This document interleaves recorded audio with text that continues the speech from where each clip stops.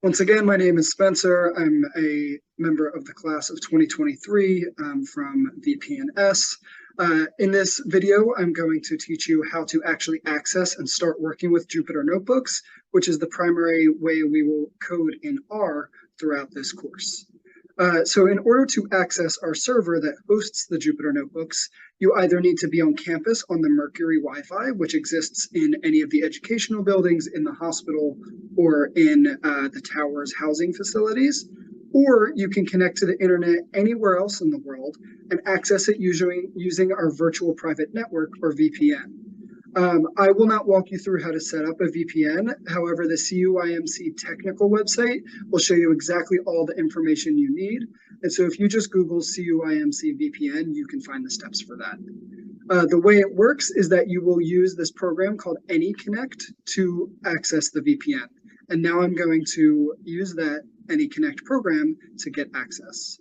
So I always have it running, but you can see the Cisco AnyConnect option on Windows in the bottom right corner, or you could use a spotlight or search function in your computer to identify Cisco AnyConnect. So I'm going to open that up, and you'll need to type in this server for the VPN to connect to all of the resources that Columbia has to offer. If you type this in and press connect, it'll queue up a screen if your internet connection is working properly, trying to connect you to the network that Columbia offers.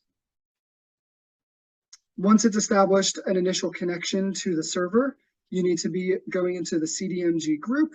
You can use the username, which is just your uni, and then you type in your password that you used in the setup process for the VPN. Then you need to use your multifactorial authentication code from the Duo app to actually log in. So once I've typed that information in, I press OK. I know that I will have succeeded when this screen pops up. It tells me that I'm trying to access the virtual private network. I press accept. It will try to establish the session. And if this disappears, I know it has succeeded. I can also see that my internet symbol has changed. And if I go to Cisco AnyConnect, I can see that my VPN says connected. All of those things tell me that I am connected to the VPN. So to go to our server, you go to a new tab. You will type in this login information, jupyter.cdm, because the dental school is hosting our server, .cumc.columbia.edu. I recommend bookmarking this, as I have done, because you'll access this regularly throughout the course. And then you go to this web page. Here, you will sign in with your information that you use to access your email. So this is different than the VPN information you just used. So it is your uni, and then you type in your information to actually log into your Outlook account. If you've done that correctly, your server will start up. It will take a couple seconds. And once you're in, you will have access to the Jupyter Notebook interface. This is what the interface will look like when you log on. You will see a variety of menus at the top. You will see a list of all your files and folders on the left. And initially, you will see a launcher, which allows you to launch different parts of the Jupyter Notebooks software. We will only be working in the language R, which you learned about in the previous video. So when you create a new notebook to do coding in R, you will click R here, and that will start up a new file. Here you can see the new file that I've created with pressing the R notebook in the launcher, just as an example of what it will look like. Here I'm going to point out a couple useful things for working with the Jupyter Notebooks interface so that you're able to code throughout the rest of this course. In order for the notebook to work properly, you need to make sure that this says R. This allows the computer to know that you're working in R and not in Python. By default, most of your notebooks will be in R if you're using the ones we've already populated. So a couple other things that you'll see throughout your coding experience and in these videos. In order to create comments that R doesn't try to interpret, you have to use the hashtag at the beginning of the line. So you can see throughout all of my videos, I use this hashtag structure to provide sort of subtitles for what I'm saying. If I want to save any changes to my notebook, it'll try to automatically do that, but you can also press the save button up here, or as usual, press Control or Apple S, depending on your Mac or Windows situation. All of the menus above have different shortcuts that are useful so that you never have to use your mouse. A good coder will typically work entirely with their keyboard and not need the mouse, although no one's watching when you're typing. So if you have a cell with actual code, you can click into the cell and press the plus button. That will print out whatever command you've typed in. Here, it just prints out the sentence that I've described. However, if I wanted to do this with the keyboard, I can just press Shift-Enter, so you can see that I ran it again. Now, if I want to add new cells before or after a set of cells that I'm working in, I can use the plus button. So the plus button automatically inserts a cell below. So if I do that, I can see this new cell. I'm going to now delete this so that I can show you the other methods. The other option, I can use Escape B, as I just typed on the keyboard, and that will also do the same thing. The final option is to hold Alt and press Enter, which adds a new cell below, but it also ran the cell that I was in, which you may or may not want to do in different situations. You also have lots of options if you right-click on the notebook.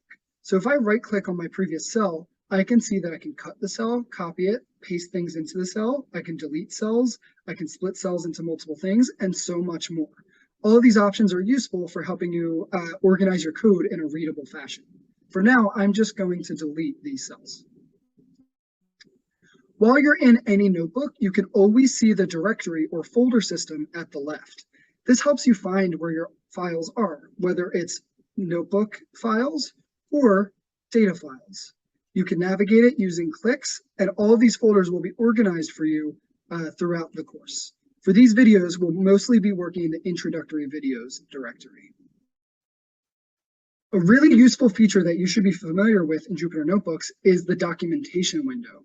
Documentation is the word we use to describe how we actually define parts of our coding language. It's sort of our dictionary for how the different pieces of the language work. So if you go to Help and then Show Contextual Help, you'll have all of the things you need to know for your documentation. Now, you can drag this around. So I may want to view it at the bottom of my screen. I may want to view it at the top. Whatever way works for you in your own style. For now, I'm just going to leave it at the bottom so that I can see it at the same time. What's really helpful about this contextual help is that as I click on commands, it'll start to describe what that command does. So if I don't know the different syntax or actual word structure I need to type in to do my coding, this will give me an idea of how it works. So here's the get work directory command, which you'll learn about in another video.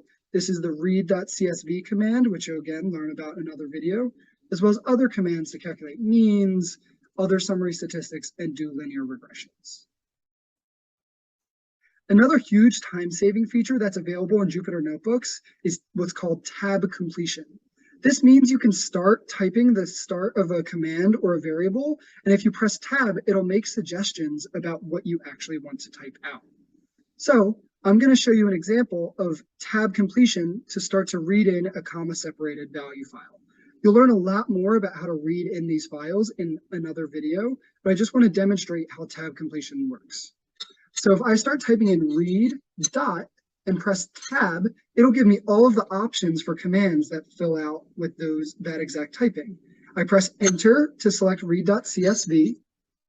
If I press tab, it'll tell me all of the different options that I could fill out for this command. Here, I want to specify my file. And as you'll learn about in my video on importing data sets, if I want to now see what files are available, I can press tab. It'll start to identify all of the tabs in my current directory. I can go to data, which is another folder, as you can see on the left. I can then press tab and see the different CSV files I have as an option. For now, I will just specify the county health rankings. And if I close this parentheses, I can now read in that file. You don't have to worry about this concept at this moment, but if I store that into a name, my data frame, I can then view it by viewing the data frame like so. So now you can see that I have a data frame that has imported a bunch of information. You don't need to remember this for this video, as it'll go very comprehensively through this process in another video. So for now, all we want you to try is logging into your server using a VPN or while you're on campus, and just open a new R notebook. Once you're there, run the following command: print hello world. If you can do that, you'll know that you've successfully entered into our server and you're ready to begin your coding experience.